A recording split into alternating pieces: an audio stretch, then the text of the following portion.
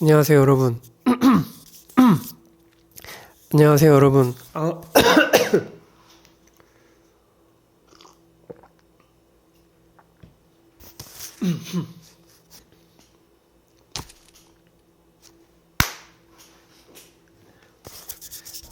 안녕하세요, 여러분. 소책방 고민상담소에 오신 것을 환영합니다. 제가 오늘 목이 좀 안 좋아가지고 양해 부탁드립니다. 오늘은 먹방이 따로 없고요. 오늘은 물 먹방입니다. 부족한 유튜브를 이렇게 꾸준하게 봐주시는 분들께 감사의 말씀을 올립니다. 한번 열어보겠습니다.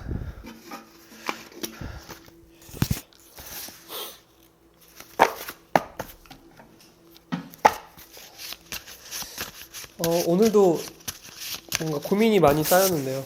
고민 한번 읽어보도록 하겠습니다. 죽음, 절교, 졸업, 연인과의 헤어짐, 이별이 너무 두려울 때 어떻게 하면 좋을까요? 이별이 너무 두려울 때, 저도 너무 두렵습니다.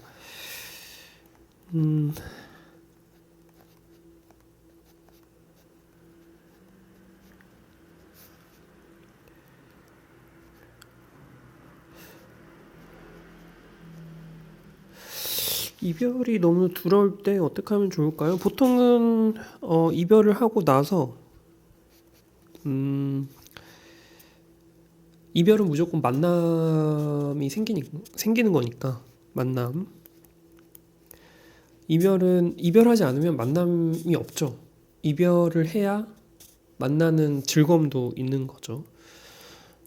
근데 여기서 이별은 연인과의 헤어짐이나 절교처럼 아예 뚝 끊기는 거를 두려워하시는 것 같아요. 그래서 친구와 절교나 혹은 졸업으로 인해서 더 이상 보지 못하는 것, 그리고 연인과의 헤어짐으로 인해서 더 이상 보지 못하는 보지 못하는 것에 되게 많은 뭐랄까 두려움이 있으신 것 같습니다.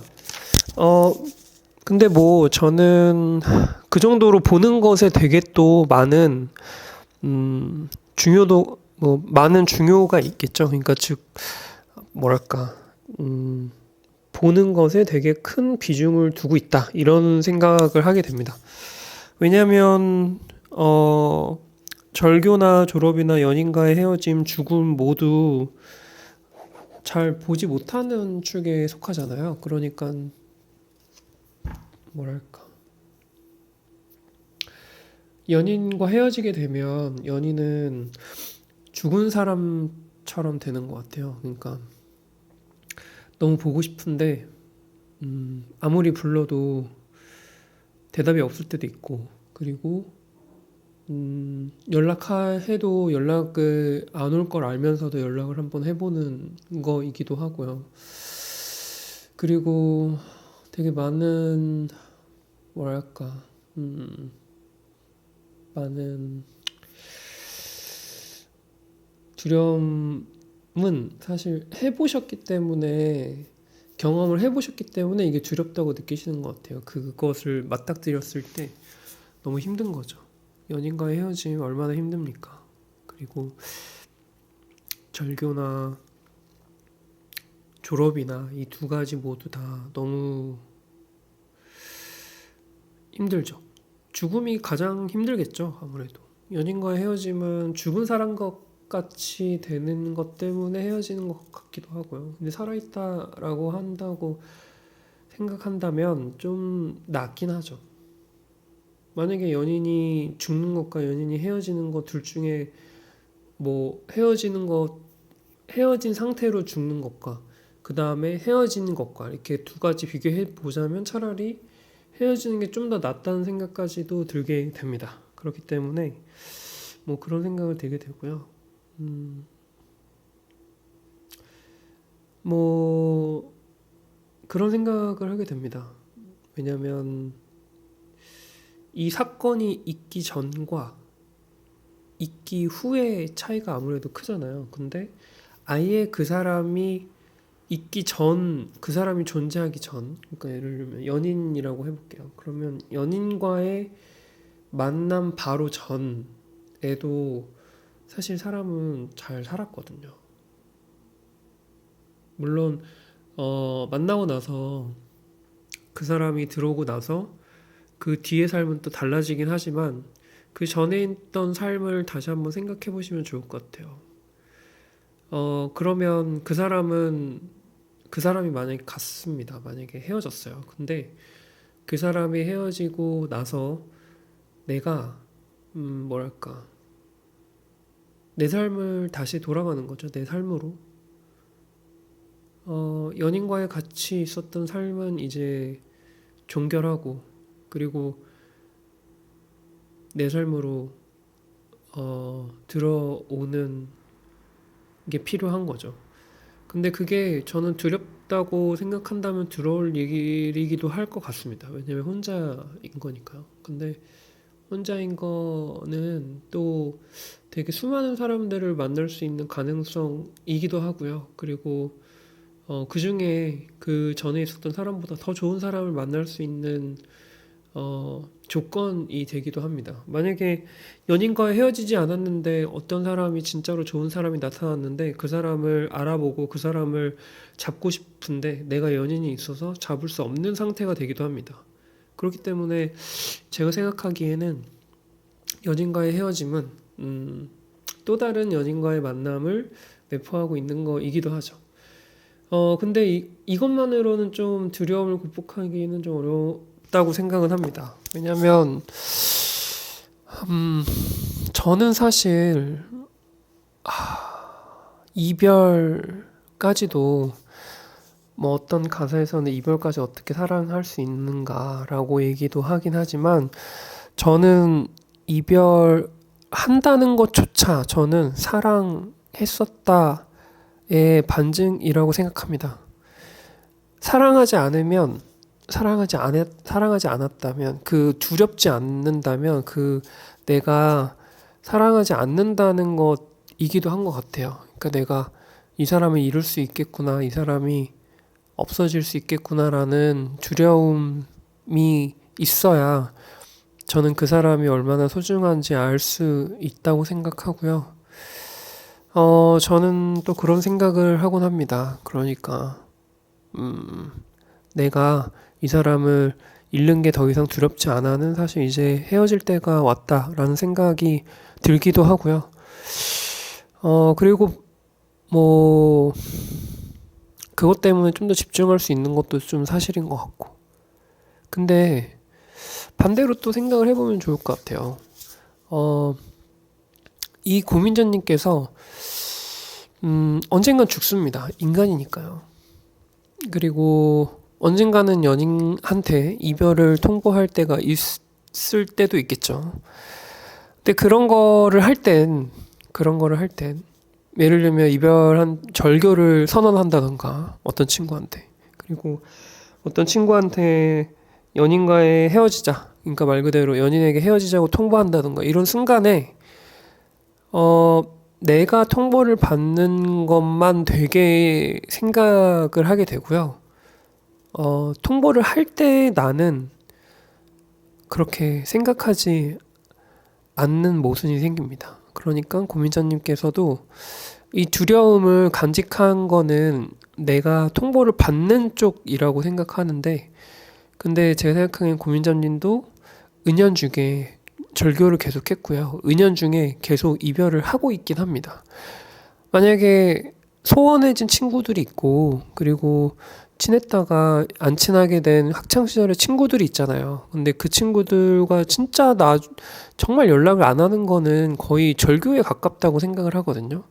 절교하자라고 말하는 것과 아예 연락을 안 한다라는 것과 크게 다르지 않잖아요. 저는 그렇게 생각합니다.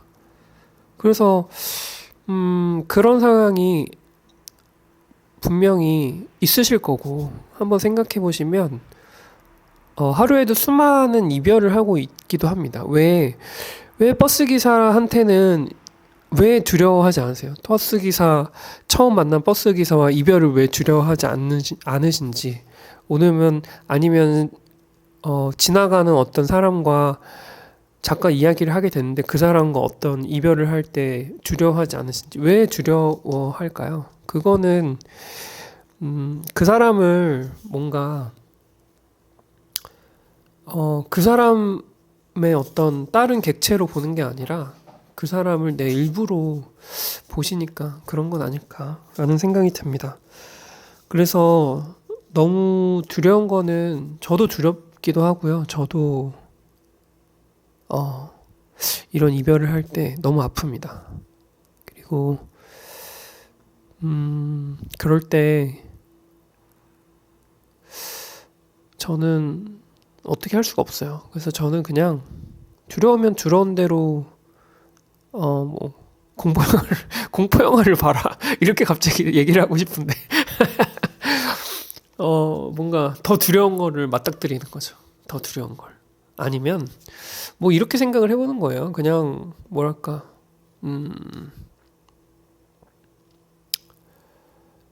에이 술이나 먹자. 뭐 왜냐면 그냥 막 사는 거죠. 한 1, 2주 정도는 막 사는 거예요. 그냥 막 그 전에 열심히 살다가 가끔 풀어지는 거죠. 감정이 두렵고 무섭고 슬픈 건 좀 긴장하게 되잖아요. 그러니까 긴장감을 좀 풀어야 된다고 생각합니다. 그래서 술을 먹어도 괜찮고요. 뭐 그리고 괜히 과식 같은 것도 하고 막 몸에 나쁜 음식인데 되게 맛있는 음식들을 막 먹기도 하고 그렇게 막 살아보는 거죠. 며칠 동안은. 근데 또 되게 재밌는 거는 한 3, 4일 그 정도로 뭐 술 먹고 하잖아요. 그러면 사람이라는 게 현타가 옵니다. 뭔가 자각을 하게 되는 것 같아요. 그러면 다시 또 원상복귀 됩니다. 저는 그렇게 생각해요. 아, 진짜 일주일 내내 술을 그래도 난 일주일 내내 먹고, 2주일 내내 먹고, 이런 사람들도 있다고 생각하는데, 저는 너무 외로우면 막 술을 혼자 먹습니다. 근데 또 술을 잘 못 먹어가지고요. 한 맥주 2캔만 먹어도 해롱해롱 해가지고 되게 괜찮습니다. 그래서 그렇게 2잔 먹고 해롱해롱 하다가 잠이 드는 거죠. 그러다가 몇 번은 새벽에 일어나기도 하고 새벽에 깨기도 해요. 보고 싶으니까. 연락이 없을까. 이런 기대를 하면서. 근데 연락은 없죠. 제가 말씀드리는 거는요. 저도 사실 이 두려움을 항상 생각을 하는데 그냥 뭐 이런 생각도 해봅니다. 이미 했다. 내가 이 사람을 만난다라고 했을 때 이 사람의 이별까지도 생각하는 두렵다는 거 생각을 안 하게 되는 거거든요. 그냥 생각을 그냥 같이 하십시오. 나는 이별을 그러면 이런 생각을 하는 거예요. 내가 죽었을 때 내 주위에 있는 사람에게 어떤 사람으로 남고 싶은가, 어떤 기억으로, 혹은 내가 사랑했던 연인과 헤어졌을 때 나는 이 사랑하는 연인에게 어떤 기억으로 남겨질까 이런 생각을 해보는 거죠. 저는 그런 생각도 해봅니다. 그 사람의 마지막이 그 사람의 진실된 모습이라고 많이 생각을 하게 되는 것 같아요. 그러니까 그게 마지막이라고 생각치 못했지만 그게 마지막인 순간에 그 사람의 진심이 보인다고 생각을 합니다.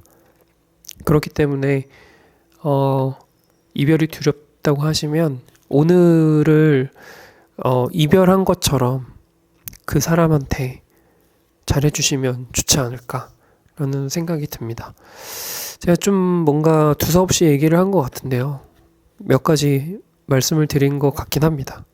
그러니까 꼭 한번 생각해 보시고 도움이 되는 것들은 한번 실행해 보시면 좋을 것 같습니다. 저는 말씀드렸던 거는 다 한 번씩 해봤던 거고 다 저한테 유의미한 것들이었거든요. 그래서 뭐 해보시면 좋을 것 같다는 생각이 듭니다. 좋습니다. 그럼 다음 2번째 한번 해보겠습니다.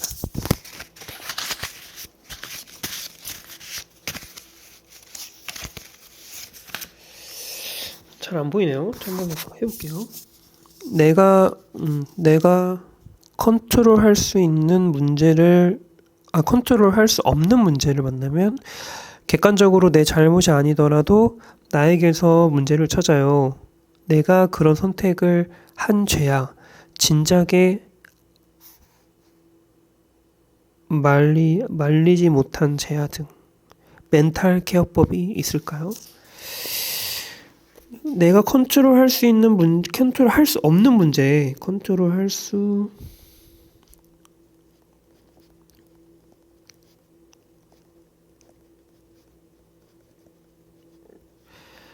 객관적으로 내 잘못이 아니더라도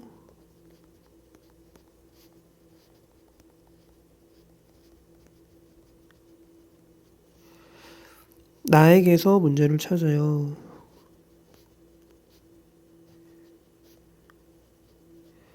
내가 그런 선택한 죄.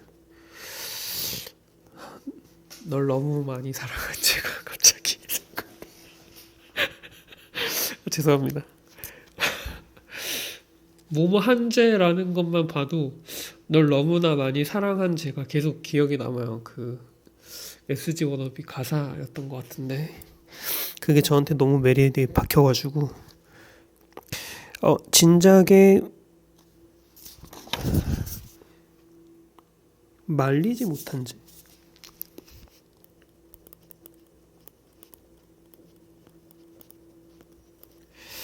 멘탈 케어법.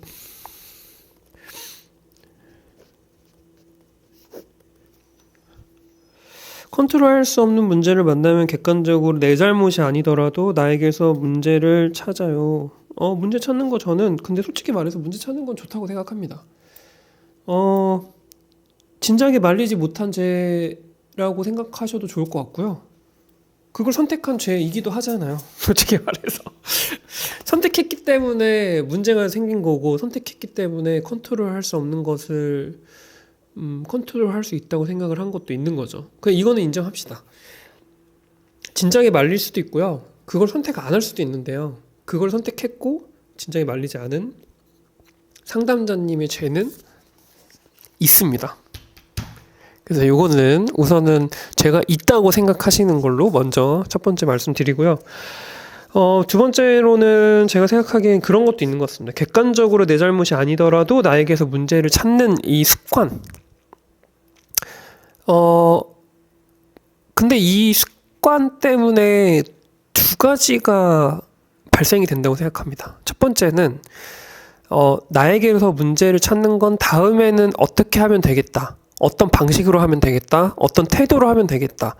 예를 들면 수능이 망했다고 칩시다. 그러면 뭐 수능에서 만약에 뭐 교통 문제라던가 혹은 방송사고라던가 그 모든 것들이 일어났습니다. 나한테. 내가 원래 치던 방법으로 치지 않았습니다. 근데 이거를 내가 그 시험장에 간 죄, 그리고 내가 수능을 친 죄, 내가 그 교실에 들어간 죄, 뭐 약간 이렇게 널 너무 많이 사랑한 죄가 계속 생각이 나요. 미치겠다. 근데 만약에 이 상태에서 뭐랄까 뭐 그런 생각을 해봅시다. 아예 뭐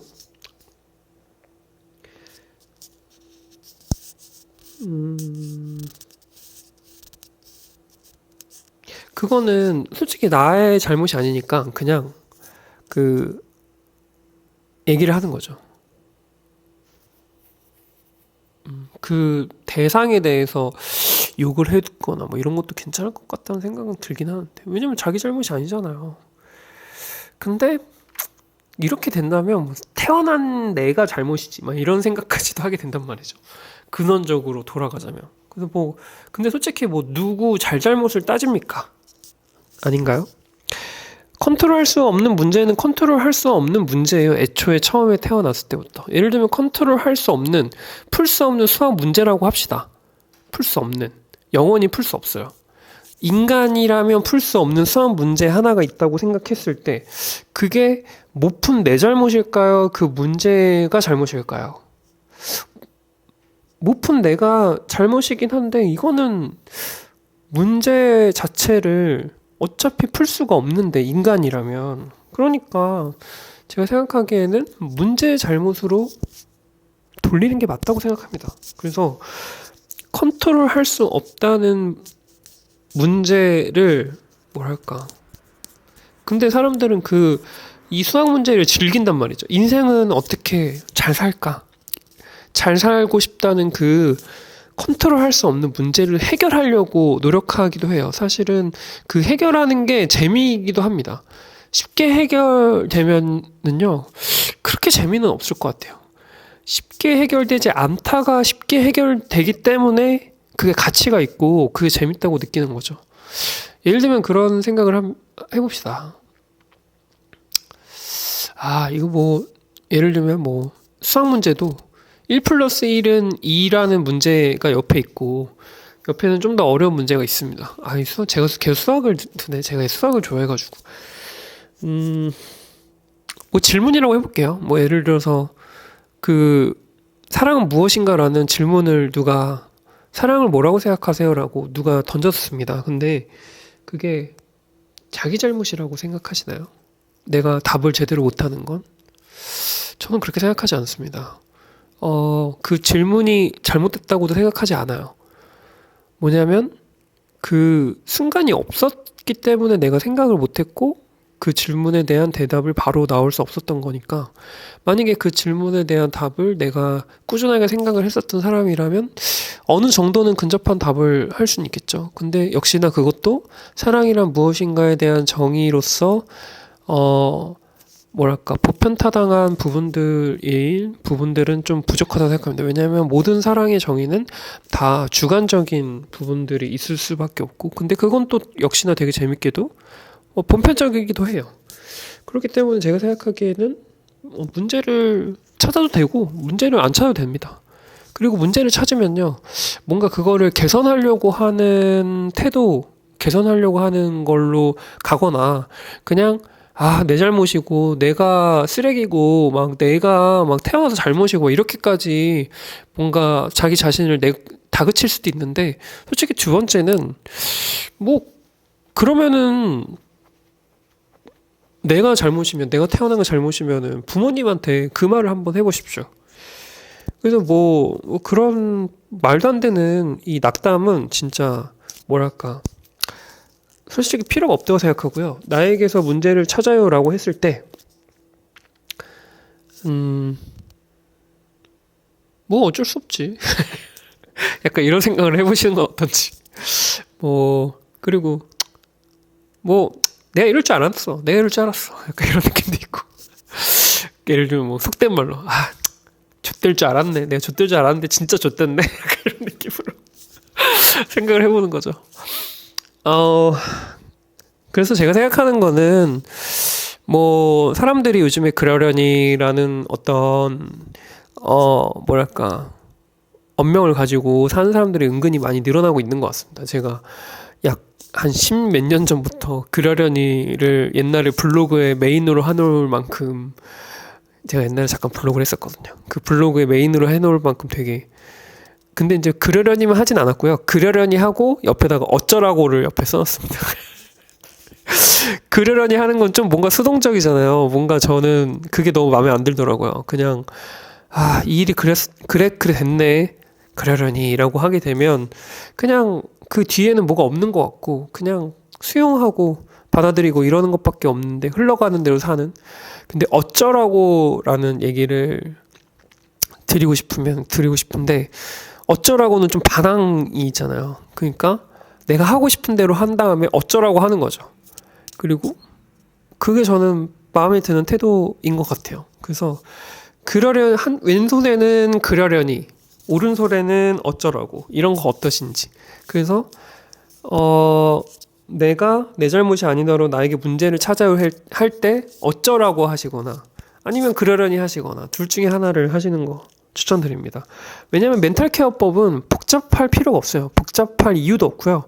멘탈 케어법은 아주 단순 명료해야 내 멘탈이 케어가 됩니다. 왜냐면 멘탈 케어할 때 주구장창 뭘 복잡한 걸 생각하고 있어요. 그냥 네 글자 어쩌려니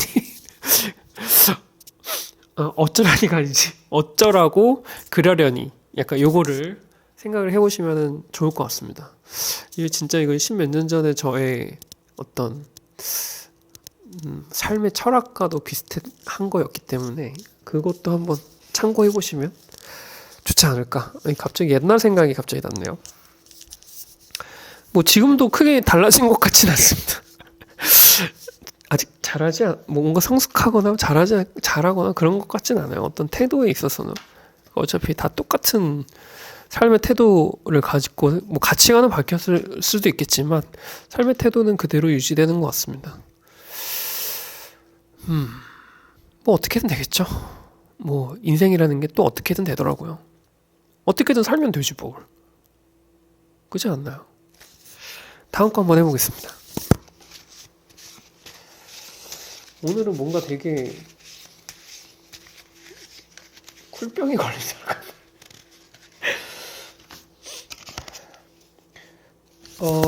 자영업자인 남자친구, 직장인인 본인은 당장 결혼 생각이 없는데 생활 패턴이 맞지 않은 남자친구와 계속 연애해도 될까요? 그럴 가치가 있을까요? 제가 이 부분이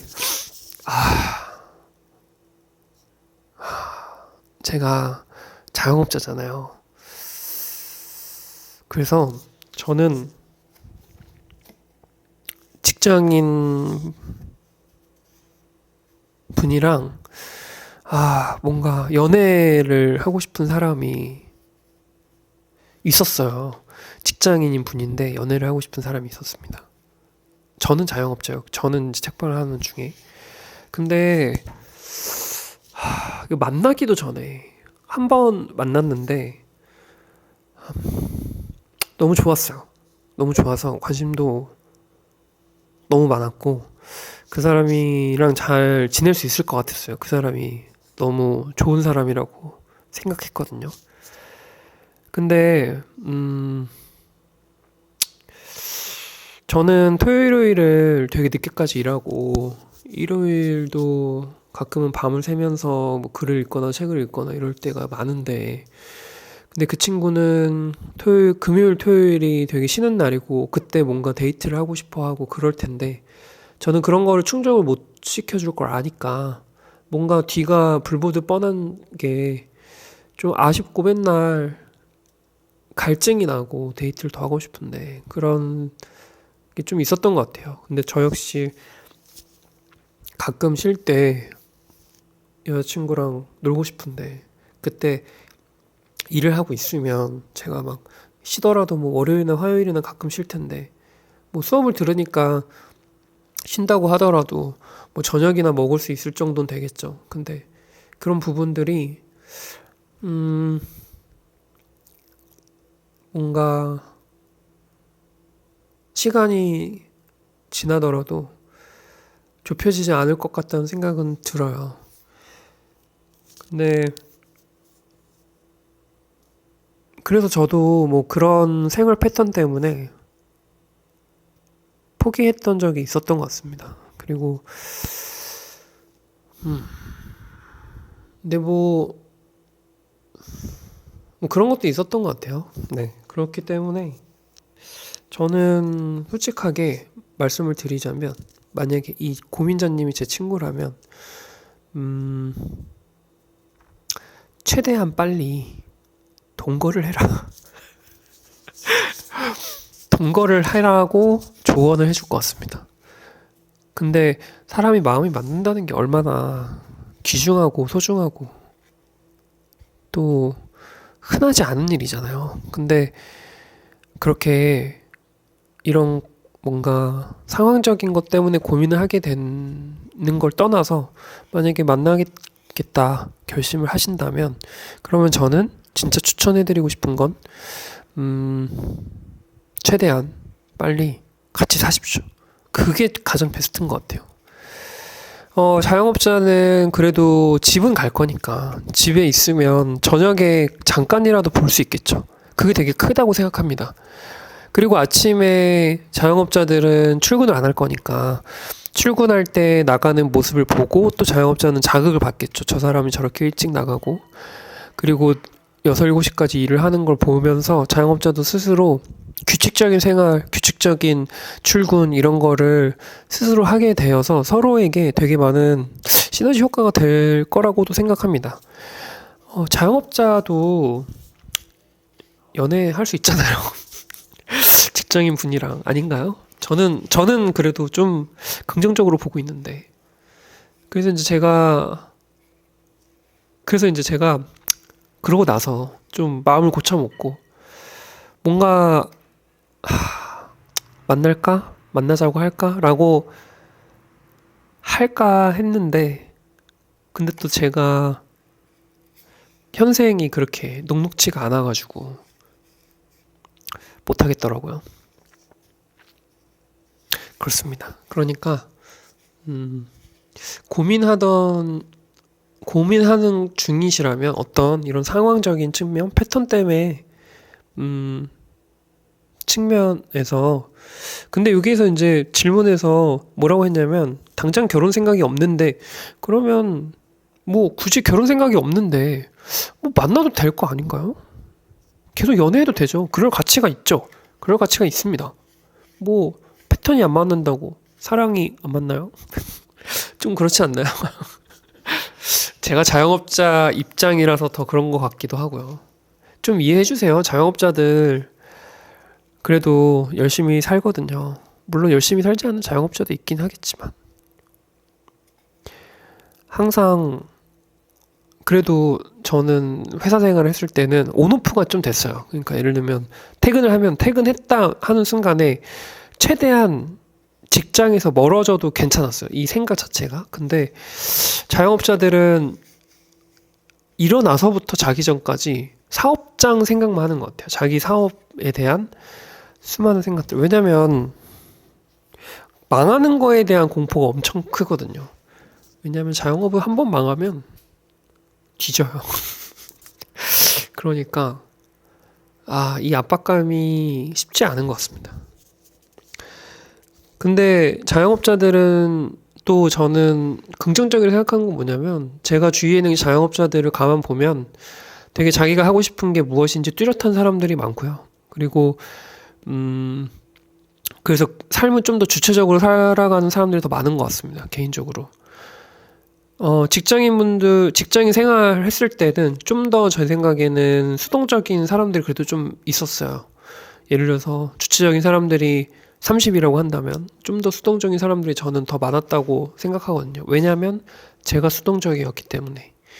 근데 자영업을 하면서 좀 더 주체적으로 삶을 살게 되었고, 그리고 주위에 있는 사장님들 알게 되면서 그 사람들은 다 그래도 자기가 어떤 취향이 있고, 어떤 것을 좋아하고, 어떤 것을 중요하게 생각하는지, 생각하면서 살아가는 사람들이기 때문에 되게 그런 생각의 과정들이 삶을 좀 더 주체적으로 살게 하는 것 같아요. 그리고 내가 하고자 하는 걸 바로 적용시킬 수 있는 게 가장 크겠죠.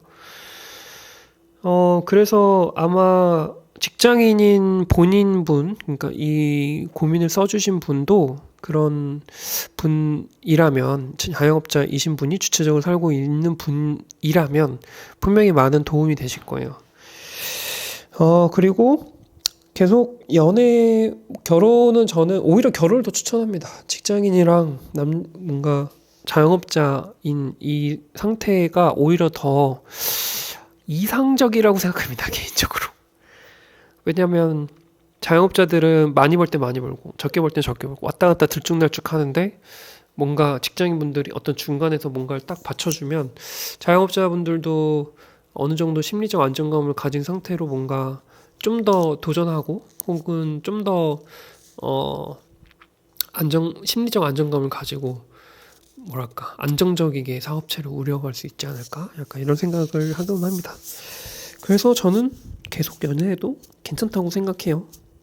근데 이건 전적으로 자영업자인 저의 입장이고요. 제가 솔직히 직장인의 입장이라면, 근데 저는 이제 자영업자인데 포기했다고 이미 앞에서 말씀을 드렸잖아요. 저는 만약에 직장인의 입장이라면 저는 자영업자를 만날 것 같아요. 왜냐면 저는 제 주말이 소중하거든요.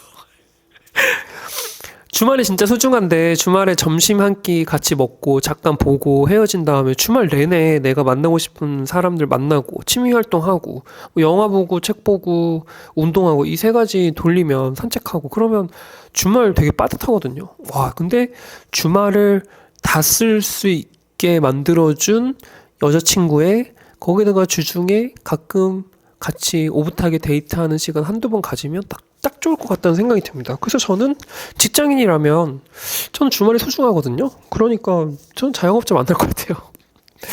저는 그렇습니다. 그렇다고 해서 뭐